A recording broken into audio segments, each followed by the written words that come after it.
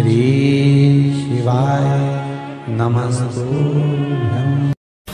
और एक विश्वास के साथ आप लोगों से कहना चाहूंगा, जितने लोग आस्था पर कथा सुन रहे हो, जितने फेसबुक यूट्यूब पर सुन रहे हो, और जितने लोग मालेगांव की ये पवित्र भूमि पर बैठकर कथा सुन रहे हो, एक दिल से कहूं आप लोगों से, आप स्वीकार करिएगा, दुख की घड़ी में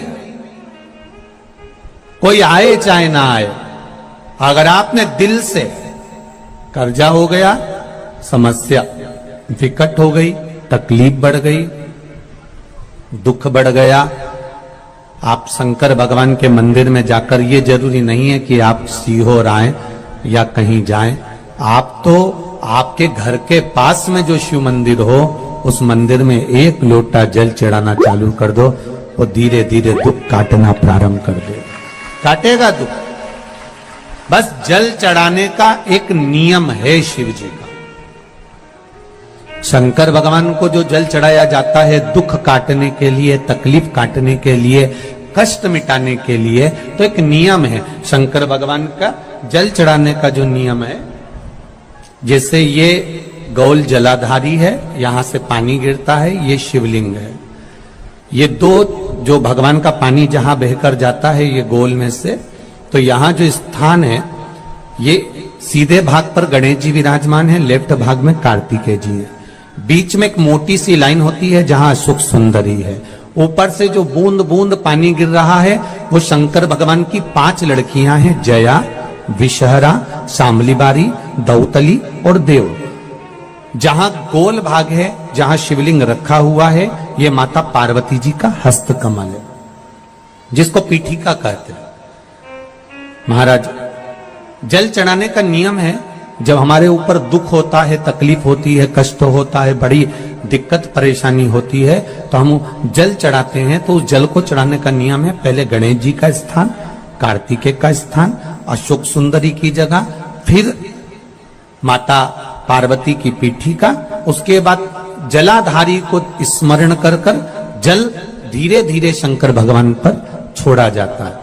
जब धीरे धीरे शिव जी पर जल चढ़ाएं, उसके बाद में आप अपने मन की कामना जब जल चढ़ाते जाएं और बाबा से कहते जाएं, बाबा रोज कामना कहने की जरूरत नहीं है, एक बार आप कामना करो और उसके बाद जल चढ़ाना प्रारंभ करो, और उसको कहना जरूर, तेरे दरबार से कोई खाली नहीं गया मेरे शंभू, मैं नहीं जानती, मैं तो इतना जानती हूं कि कंकर शंकर है और तू सुनता जरूर है। ब्रह्मा ब्रह्म लोक में है, भगवान विष्णु वैकुंठ लोक में है, पर मृत्यु लोक में मेरा देवाधिदेव महादेव है, मेरी सुनेगा जरूर। और बाबा से विनय कर कर आप आइए। जल चढ़ाने का नियम, अगर दुख है, तकलीफ है, कष्ट है तो ऐसे चढ़ा दो, और अगर मन कर रहा है डायरेक्ट शिव जी पे चढ़ाना हो तो तुम्हारी मर्जी, उसमें कोई मना नहीं। शिव तत्व किसको कहते हैं? शंकर का गुणगान, शिव का स्मरण, भगवान शंकर का मंत्र जाप किसको कहते हैं? ये वही समझ सकता है जिसके भीतर शिव समाया होगा। और एक विश्वास के साथ आप लोगों से कहना चाहूंगा, जितने लोग आस्था पर कथा सुन रहे हो, जितने फेसबुक यूट्यूब पर सुन रहे हो, और जितने लोग मालेगांव की ये पवित्र भूमि पर बैठकर कथा सुन रहे हो, आप दिल से उसकी कथा सुनना। इस वाणी का, इस व्यासपीठ का एक शब्द हो सकता है, हॉस्पिटल में पड़ा हुआ कोई व्यक्ति, कर्जे में डूबा हुआ कोई व्यक्ति, गलत व्यसन में पड़ा हुआ कोई व्यक्ति को आपके द्वारा निकली हुई वाणी से भी बाहर निकाल सकता है। जैसे उस मां को कहा किसी ने, सीहोर वाला महाराज कहता है एक बार चले तो जा शंकर जी के मंदिर में, उसने पत्र भी लिखा। जब वो सीहोर वाला महाराज कहता है, चिल्ला चिल्ला कर कहता है, एक लोटा जल सारी समस्या का हल, तो जा। 7 साल में उस बच्चे की वाणी वापिस आ सकती है जो वाणी नहीं थी। जब वो वाणी मेरा महादेव दे सकता है, वो देखो उस माँ के चेहरे की खुशी, उस माँ के चेहरे की रौनकता, जिसका बेटा 7 साल बाद बोला हो, उसका आनंद देखिए कि कितना होगा, कितना आनंद होगा।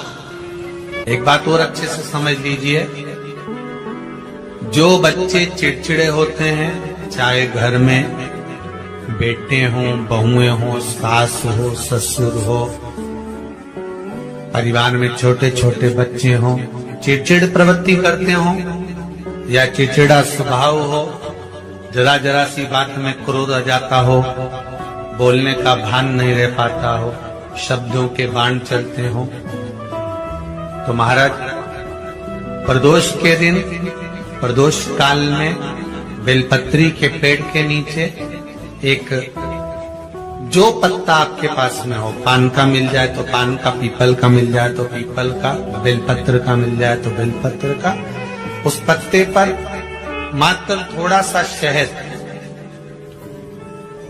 और 7 दाने चावल के रखकर घी का दिया लगा दो महाराज, और थोड़ा सा जल हाथ की अंजलि में लेकर भगवान देवाधिदेव महादेव का स्मरण कर कि इस बेलपत्री के वृक्ष के नीचे माता लक्ष्मी, पार्वती, सरस्वती विराजमान है। इसी बेलपत्री के पेड़ के नीचे मेरे देवाधिदेव महादेव का 12 ज्योतिर्लिंग का स्वरूप प्रकट है। उनका स्मरण कर जल चढ़ा दीजिए और उसका स्मरण कर लो जो चिड़चिड़ प्रवृत्ति करता, क्रोध करता, जिसको बोलने का भान नहीं होता हो, सम्मान नहीं देता हो, अपशब्द कहते हो, उनका स्मरण कर छोड़ेंगे। एकदम एक प्रदोष करेंगे, दूसरे प्रदोष तक तो आपको कोई दिक्कत ही नहीं। 2-3 प्रदोष कर देखिए, बाबा कृपा करें। 3 जगह पर अगर कोई बीमारी ऐसी हो गई कि वो समाप्त नहीं हो रही, बड़ी बड़ी तकलीफ, मतलब एक बार दवाई अगर चालू हो गई तो दवाई बंद ही नहीं हो रही है, तो उसके लिए आपको 3 जगह पर जल चढ़ाना प्रारंभ कर दो। मात्र 1 हफ्ते से ज्यादा चढ़ाना भी नहीं पड़ेगा। जैसे 1 हफ्ते आप टेबलेट लेते हो, गोली लेते हो, 1 हफ्ते चढ़ाना प्रारंभ कर दो। सबसे पहले बेलपत्री के पेड़ के नीचे क्या करना है, जल का पात्र लेना है, उसमें 2 दाने चावल के डालना, 2 दाने अक्षत के डालिए। पहले बेलपत्री के पेड़ के नीचे जाओ, वहां जल चढ़ाओ, फिर जाइए पीपल के वृक्ष के नीचे, वहां जल चढ़ाइए, आखिरी में या तो शमी के नीचे या फिर आंवले के नीचे, इन दोनों में से कोई एक वृक्ष जिसके नीचे। पर 1 हफ्ते अगर आपने आंवले में चढ़ाया है तो आंवले में ही चढ़ाना, शमी में चढ़ाया है तो शमी में चढ़ाना, ये बदल के मत चढ़ाना कि आज मैं शमी में चढ़ा देती हूँ कल आंवले में चढ़ा दूंगी, ऐसा नहीं। शंकर भगवान पे चढ़ा हुआ जल जो बहकर जाता है उसको 3 जगह पर जरूर लगाना चाहिए। ध्यान से सुनिएगा। 9 ग्रह जो शरीर पर राहु, केतु, मंगल, बुध, शनि परेशान करते हैं, उसकी समाप्ति के लिए शिव पर चढ़ा हुआ जल नैनों पर, कंठ पर, मस्तिष्क पर, 3 जगह पर जिसके प्रतिदिन शिव पर चढ़ा हुआ जल लगता है उसको कभी 9 ग्रह परेशान नहीं कर सकते।